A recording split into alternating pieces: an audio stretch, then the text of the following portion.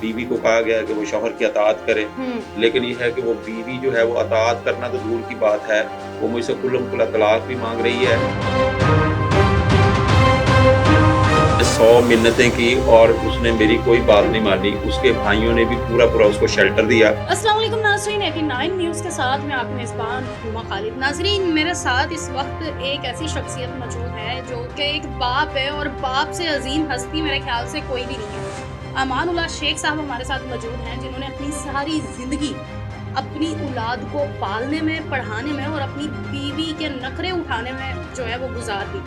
इनके एक ये गवर्नमेंट मुलाजिम थे, एक्सीम में ये जॉब करते थे और साल पहले ये रिटायर हुए हैं। तो उस पूरे अरसे के दौरान इन्होंने जितना कमाया, जितना भी किया है, वो सारा अपने बीवी या बच्चों के लिए किया है, बच्चों को पढ़ाया लिखाया है। और जब वो कुछ बन गए तो इनको ये सिला मिला कि उस औलाद ने और उस बीवी ने इनको घर से निकाल दिया। आज ये दर-दर की ठोकरें खाते फिर रहे हैं। इनके पास अपने बीवी और बच्चों के अलावा कोई भी नहीं है, क्योंकि बुढ़ापे में और इस उम्र में आपका सहारा आपकी बीवी या आपकी औलाद ही होती है। अगर वही आपका साथ छोड़ दें तो आपको अकेला ही महसूस होगा। अभी ये हॉस्टल में रह रहे हैं। इनसे आइए ज़रा बात करते हैं, आपकी मुलाकात करवाते हैं और थोड़ी-सी कोशिश करते हैं कि इनकी फैमिली तक इनकी आवाज़ पहुँचा सकें और उनको थोड़ा-सा उनका जो ज़मीर है उसको हम ज़िंदा कर सकें। जी, अस्सलाम वालेकुम। वालेकुम सलाम। सर, कैसे हैं आप? जी, अल्लाह का शुक्र है। अल्लाह का बड़ा करम है। अच्छा, मुझे ये बताएँ कि ये मामलात कैसे शुरू हुए? शादी कब हुई थी आपकी? मेरी शादी 1994 में हुई हुँ, थी। मैं तकरीबन 30 साल तक तो पढ़ता रहा हूँ। हुँ, जो मेरे माँ-बाप हैं, उन्होंने गुर्बत में दूसरे बच्चों का हक मार के मुझे बहुत ज़्यादा हुँ, पैसा खर्च करके मुझे पढ़ाया और उसके बाद जो है वो 4 साल जो मैंने कमाया मैंने अपनी शादी पे लगा दिया। हुँ, उसके बाद 30 साल हो गए मेरी शादी को, 1994 से लेके 2024 तक 30 साल हो चुके हैं। हुँ, 30 साल में बच्चों को साफ ज़ाहिर है कि हम पहले मुल्तान में 15 साल मेरी नौकरी रही है। फिर मुल्तान 2005 में मैं लाहौर आ गया था। लाहौर में मैं 2004 से लेके 2022 में जाके रिटायर हुआ, 60 साल की उम्र के बाद। तो जो मैंने कमाया है, मेरे माँ-बाप जो बेचारे इतने गरीब गुर्बत की हालत में जिन्होंने मुझे पढ़ाया, मैं उनको भी कुछ नहीं दे सका। मेरे कुछ हुँ, बहन-भाई गरीब थे, उनको भी कुछ नहीं दे सका और मैंने सारा कुछ इनके ऊपर खर्च किया है। आज इन्होंने जो है वो पिछले साल में मुझे 4 महीने के लिए घर से निकाल दिया था, ये कह के कि जी आपका कोई आपके ऊपर उधार है। मैंने कोई साइड बिज़नेस करने की कोशिश की थी, उसमें मेरे हुँ, अंदर उधार चढ़ गया। जी, ऊँच-नीच हर मर्द पे आ जाती है। हुँ, औरत तो वही होती है जो मुसीबत के वक़्त अपने मर्द का साथ बेशक दे, कोई शक नहीं। लेकिन उसने जो है वो मेरे ऊपर साथ देने की बजाय घर का ताला-तूला लगा के घर से भाग गई और मुझे जो है सड़कों पे छोड़ दिया। मैं बड़ी मुश्किल से किसी के घर में एक रात सोया, उसने भी हुँ, कहा कि माज़रत आप जो है अपना कोई ना कोई बंदोबस्त करें। फिर मेरे पास एक फ्लैट था, मैंने किसी साथ वाले घर से रज़ाई दी, वो मैं अपने फ्लैट पे जो है और फिर मैंने कहा कि मुझे कुछ सामान चाहिए। हुँ, बेटे के थ्रू सामान भिजवा दिया और सामान भी बेटे को नहीं भिजवाया ताकि बेटे को ये काबू ना कर ले हुँ, अलग। तो उसके बाद 15 दिन तक तो मुझे पता ही नहीं चला कि कहाँ गए हैं। 15 दिन के बाद मीटिंगें हुई, 2-4 मीटिंग मेरे बहनोई के घर में हुई और मैंने 100 मिन्नतें की और उसने मेरी कोई बात नहीं मानी। उसके भाइयों ने भी पूरा-पूरा उसको शेल्टर दिया हुँ, और पूरी-पूरी उसकी मोहब्बत में गिरफ्तार हो गए और उन्होंने जनाब मेरी एक बात नहीं सुनी। मैंने फिर जो भी थी माज़रत-वज़रत करके 4 मीटिंगों के बाद अपना उधार वापस करके फिर मैं घर वापस आया। जब मैं घर वापस आ गया तो साल पूरा फिर एक साथ रहे, एक दिन भी मेरे साथ जो है वो अपना सीधे मुँह बात नहीं की, मुझसे खुला तलाक माँगती रही है। मैंने कहा 30 साल हो गए, अब आप इस उम्र में तलाक एक-दूसरे को देंगे, ये तो अच्छी बात नहीं है। हुँ, हमारे बच्चे अब जवान हैं, उनकी शादियों का वक़्त है, हम आप मुझसे अलहदा क्यों होना चाह रही हो?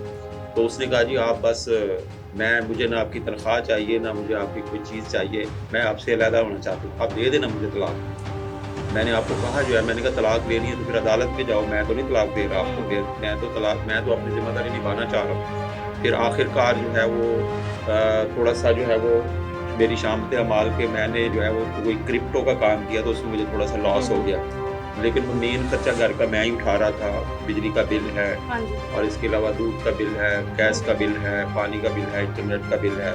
सिर्फ़ ग्रॉसरी में 2-3 महीने नहीं दे सका। उस पर उसने इतना गुस्सा किया कि वो फिर जो है वो मैं घर आया हूँ, ये घर से बच्चे गए हुए थे। मैंने टेलीफ़ोन किया कि आप लोग कहाँ हैं? तो उसने कहा कि अमान आप घर में दाखिल नहीं हो सकते।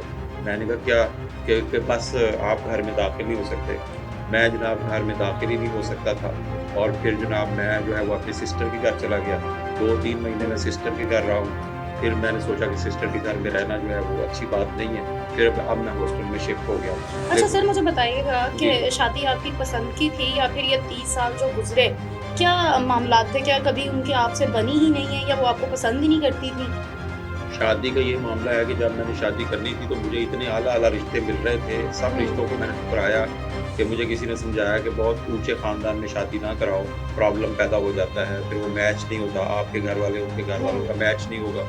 तो इसलिए फिर मैंने ये सोचा कि चलो ये मज़हबी लोग हैं, दीनदार लोग हैं, तो मैं जो है वो दुनियादार लोगों से ना करूँ, अपनी दौलत को ना देखूँ, खूबसूरती को ना देखूँ। मैंने खूबसूरती को भी नहीं देखा, दौलत को भी नहीं देखा, सिर्फ़ मज़हब को देखा, तो मज़हब को देख के मैंने शादी कर ली कि ये लोग मज़हबी बहुत हैं।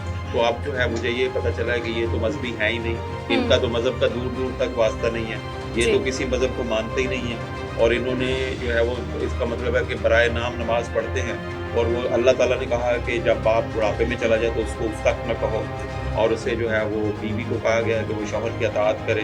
लेकिन ये है कि वो बीवी जो है वो अताअत करना तो दूर की बात है, वो मुझसे खुल्लम खुला तलाक भी माँग रही है तो और क्या वो आपके बल्कि उसने इस मुझे 30 तलाक साल दे में दी है। 30 साल में क्या आपकी लड़ाई पहले भी रहती थी? नहीं, अल्लाह का करम है कि खुशो-खुर्रम मेरे साथ रही है, कोई लड़ाई नहीं, मैं लड़ाई करने वाला बंदा ही नहीं हूँ, मैं लड़ाई करता ही नहीं था। अगर वो जिस तरह से उसकी मर्ज़ी के मुताबिक मैंने ज़िंदगी गुज़ारी है सर मुझे और ये थोड़ा-सा ना नाज़रीन को ये भी बता दें, एक्सीन आखिर ये कौन-सी जॉब है? लोग ज़रा-सा सुन के शायद इस मामले मैं में ये पूछ रहे हों। इलेक्ट्रिकल इंजीनियर हूँ। मैंने एनईडी यूनिवर्सिटी कराची से इलेक्ट्रिकल इंजीनियरिंग हुँ। हुई। वहाँ से मैं 1990 ईस्वी में फ़ारिग हुआ। 1991 में मुझे एसटीओ में जॉब मिल गई, तो इलेक्ट्रिकल इंजीनियर को एज़ ए एसटीओ भर्ती किया जाता है। जी। तो as a STO sub divisional officer में भर्ती हुआ और फिर माशाल्लाह। 2013 तक मैं एसडीओ रहा। उसके बाद 2013 में मैं एक्सियन बन गया। 2022 में जाके मैं एज़ ए एक्सियन रिटायर हुआ। तो बच्चों का बताएँ, बच्चे जब आपको घर से निकाला गया तो बच्चों ने कोई एक्शन नहीं लिया? कितने बच्चे हैं आपके? मेरे 3 बच्चे हैं और 2 बेटे हैं और 1 बेटी है। हुँ। और एक बड़ा बेटा है, उसको मैंने लम्स से सॉफ्टवेयर इंजीनियर बनाया। दूसरे बेटे को मैंने एनसीए से आर्किटेक्ट इंजीनियर बनाया। बेटी माशाल्लाह टेक्सटाइल में मास्टर डिग्री है और इवेंट इंटीरियर डिज़ाइन किया उसने गुलबर्ग कॉलेज से ना, जो होम इकोनॉमिक्स कॉलेज है। माशाल्लाह आपने अपने बच्चों को इतना पढ़ाया है, तो वो बच्चे भी इस वक़्त अपना मुँह फेर चुके हैं। वो सारा इस बीवी ने जो है उनके अंदर ज़हर भरा है, वरना बच्चे तो मेरी इज़्ज़त कर रहे थे। जब तक ये उनको कहती रही है कि बाप आपके लिए जन्नत है, बाप सारा कुछ है, बच्चे बेइंतहा मेरी इज़्ज़त करते रहे हैं। ये खुद भी बेइंतहा मेरी इज़्ज़त करती रही है। तो अभी जो ही मैं रिटायर हुआ हूँ तो मेरे खिलाफ़ हो गई है और अब जो है वो सारी ख़ामियाँ जो है मेरे, अगर इसने मुझे तलाक ही लेनी थी तो वो 1 साल के बाद ले लेती, यानी जवानी में मैं भी कोई दूसरी शादी कर लेता, ये भी कोई अपनी दूसरी शादी कर लेती। मैंने तो कोई मिन्नतें नहीं की थी कि ये मेरे साथ लाज़मी शादी करे। मेरी कोई लव मैरिज नहीं थी, मैंने अरेंज मैरिज थी। अपने वालिदैन को दिखाया कि ये मज़हबी लोग मुझे अच्छे लगे हैं, तो वालिदैन ने भी एक्सेप्ट किया। इस तरह करके अरेंज मैरिज हुई, कोई लव मैरिज नहीं थी। तो इसने इन लोगों ने मुझे 24 घंटे के अंदर-अंदर मुझे पसंद किया। मेरे माँ-बाप को भी नहीं देखा था, मेरे बहन-भाइयों को भी नहीं देखा था। मैं इधर लाहौर ही आया हुआ था, मैं बिहाड़ी का रहने वाला हूँ। जी। मैं इधर लाहौर ही आया हुआ था, तो मुझे 24 घंटे के अंदर-अंदर पसंद किया और उसमें इसकी पहले भी शादी हुई थी, 1.5 साल फैसलाबाद में शादी हुई है। वो लड़का अच्छा नहीं दिखना था, तो ये वहाँ से फिर तलाक लेके वापस आ गई और मैंने तो आज तक यही नहीं पूछा कि वहाँ से तलाक भी ली या फिर ली। आप देखें कि मैं इतनी इज़्ज़त करने वाला हूँ। अगर मैं इज़्ज़त करने वाला ना होता तो मैं कम से कम ये पूछता कि आपने तलाक ली है कि नहीं ली। मैंने आज तक नहीं पूछा। अब आप क्या चाहते हैं? सारी बातें एक तरफ, लेकिन दिली ख्वाहिशात मैं क्या हैं? मुआशरे से ये कहता हूँ कि मैंने जो है वो, मेरे बच्चे हैं, मैं उनके बगैर नहीं रह सकता, मैं अपनी बीवी के बगैर नहीं रह सकता। वो मेरी सुलह करवाएँ मुझसे, दरमियान में लोग आएँ और हमारी आपस में सुलह करवाएँ। वो अल्लाह ताला का भी फरमान यही है कि वो लोग जो है दरमियान में आते हैं और वो सुलह करवाते हैं। बड़े अफ़सोस की बात है कि सारी ज़िंदगी एक मर्द को ये कहा जाता है कि ये मर्द बेवफ़ा है, ये वफ़ा करना नहीं जानता, ये दूसरी औरतों के पीछे जाता है, एक औरत के साथ ज़िंदगी गुज़ारना नहीं जानता। और यहाँ पर यही मर्द है जिसने 30 साल अपनी ज़िंदगी के उसी औरत के पीछे गुज़ारे हैं और आज भी इनको घर से निकालने के बावजूद ये नहीं चाहते कि उनको तलाक दें या दूर हो जाएँ। ये चाहते हैं कि इनकी सुलह हो, ये अपने बीवी और बच्चों के साथ दोबारा मिलजुल कर रहें। एक बाप की इससे ज़्यादा और कोई ख्वाहिश नहीं है और एक ख़ामंद की इससे ज़्यादा कोई ख्वाहिश नहीं है। ना कुछ उनसे लेना है, बल्कि खुद ही कमा-कमा के अपने आप को मार के उनको खिलाना है, उनको दे रहे हैं जो सारी ज़िंदगी दी है। हमारी रिक्वेस्ट है कि अगर वो हमारी वीडियो देख रहे हैं या कोई भी इनके जानने वाला, तो ज़रूर इनकी मदद करें और इनकी सुलह करवाएं। इजाज़त दें, वस्सलाम।